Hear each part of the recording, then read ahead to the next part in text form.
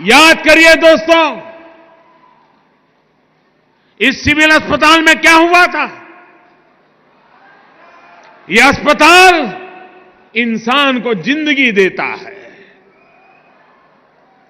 और राक्षसों ने, मैं जब यहां मुख्यमंत्री था, इसी सिविल अस्पताल में बम धमाके किए थे और निर्दोष लोगों को मौत के घाट उतार दिया था। याद है कि नहीं है? सीमा के उस पार से आतंक होता था। क्या उस समय दिल्ली में बैठे हुए लोगों का दायित्व नहीं था कि हिसाब चुकता करे? भाइयों बहनों, ऐसे ऐसे चीजें मेरे दिल में पड़ी हुई है। और मैंने उस दिन भी कहा था, पुलवामा के बाद मैंने पब्लिकली कहा था कि जो आग देशवासियों के दिल में है, वो आग मेरे दिल में भी है।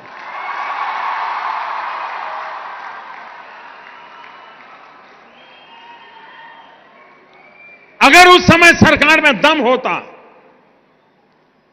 तो अहमदाबाद की सिविल अस्पताल में निर्दोषों की जान लेने वालों को वहां जाकर के भी हिसाब चुकता कर देते। भाई, मुंबई में 26/11 हुआ, निर्दोष लोगों को मौत के घाट उतार दिया गया, और हम कुछ दिन के बाद चलो अब ठीक हो गया, सब लोग काम पे लग गए। आप मुझे बताइए दोस्तों, आतंकवाद के खिलाफ लड़ना चाहिए कि नहीं लड़ना चाहिए? आतंकवाद को जड़ मूल से उखाड़ना चाहिए कि नहीं उखाड़ना चाहिए? आप मुझे बताइए, कौन पार्टी है जो ये काम कर सकती है? ईमानदारी से बताइए, कौन कर सकता है?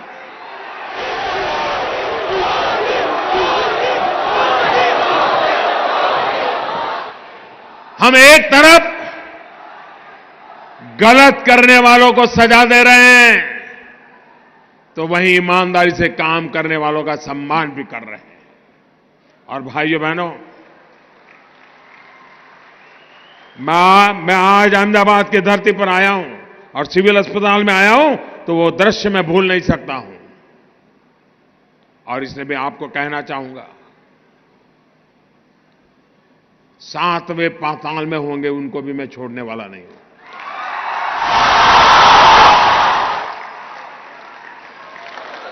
और देश का दुर्भाग्य देखिए, कुछ लोगों को तो पता नहीं क्या हो गया है। आज पाकिस्तान के अखबार की हेडलाइन देख लीजिए, भारत के नेताओं जो बयानबाजी करते हैं वो पाकिस्तान के न्यूज पेपर की हेडलाइन बन जाती है। ऐसे नेता ऐसी बातें करते हो जो पाकिस्तान के टीवी पर दिखा रहा है, पाकिस्तान की पार्लियामेंट में चर्चा हो रही है। क्या ये देश हित का काम है क्या? आप ऐसी बात बोलोगे जिसे पाकिस्तान तालियां बजाए? अरे देश की जैन सेना ने पराक्रम किया है, देश की सेना ने हिम्मत दिखाई है,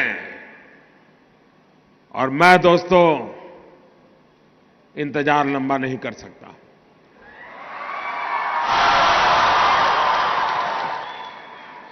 चुन चुन करके हिसाब लेना ये मेरी फितरत है।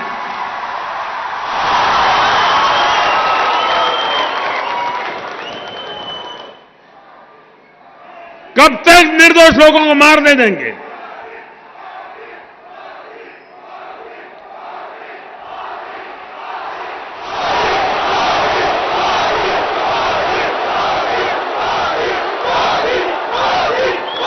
आप दोस्तों बताइए मुझे, आपको हमारे देश की सेना पर भरोसा है?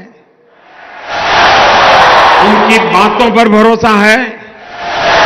वो जो कहते हैं उस पर आप विश्वास करते हैं? सेना जो कहे उस पर मुझे विश्वास करना चाहिए, सेना जो कहे उसको मुझे मानना चाहिए। लेकिन कुछ लोग हैं जिनको सेना की बात भी पसंद नहीं थी, अरे मोदी की बात मत मानो भाई, मैं नहीं कहता हूं, मेरी बात मानो। कम से कम सेना पर तो अविश्वास मत करो। उनके पराक्रम पर तो दाग मत लगाओ। वो जान की बाजी लगा करके खेलता है, वो देश के लिए मर मिटने के लिए निकलता है और सफल होकर के आता है, तो आपकी नींद हराम हो जा रही है। और मान लीजिए ये हमारे सेना के लोग गए थे और मान लीजिए वहां कुछ हमारी योजना के हिसाब से ना हुआ होता और कुछ उल्टा हो गया होता, तो ये लोग क्या करते?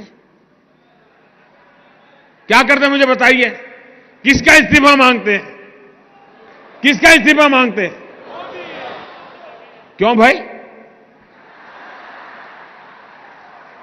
मतलब राजनीति आप कर रहे हो, अब सफल हो गए तो चिल्ला रहे हैं कि मोदी ने तो आर्मी का नाम ही नहीं देना चाहिए, जय जवान जय किसान भी नहीं बोलना चाहिए।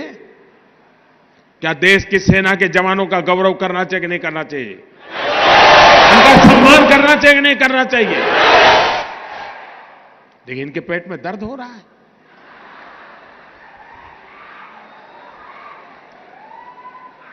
अब ये कहते हैं ये तो चुनाव वाला खेल है। जब सर्जिकल स्ट्राइक हमने पहली बार की तब कहां चुनाव था भाई? ये हमारा सिद्धांत है, हम घर में घुस के मारेंगे।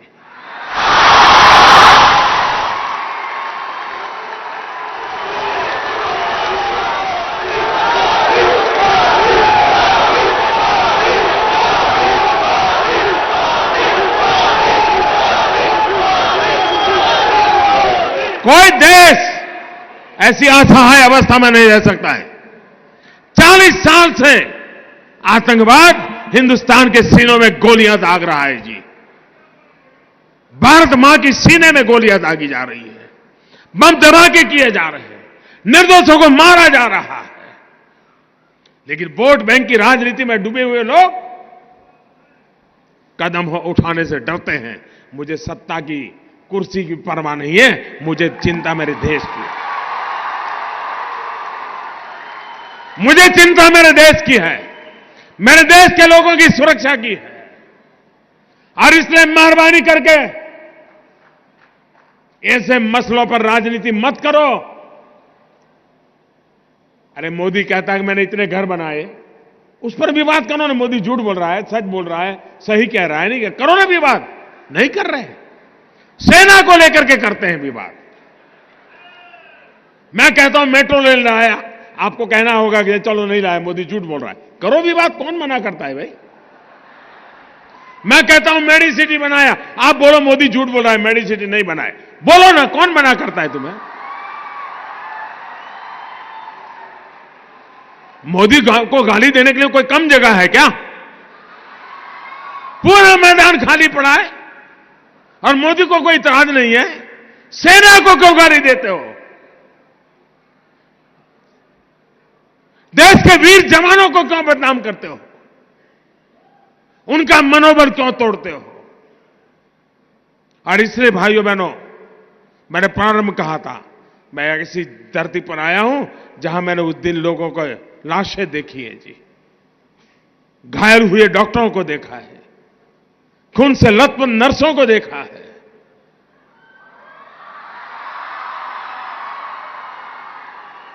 इसलिए मैंने कहा था मैं यहां आया हूं, खुल करके बोलूंगा।